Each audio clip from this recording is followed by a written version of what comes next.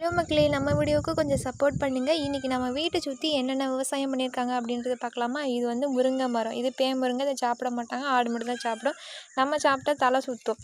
அப்புறம் அது வந்து குச்சி, இந்த நெட்டை வந்து குச்சி போட்டிருக்காங்க. அதுக்கப்புறம் வெங்காயம், தென்னை மரம். அந்த தென்னை மரத்துக்கு சந்தில் பார்த்திங்கன்னா ஒரு சிவப்பு கலராக தெரியுதா?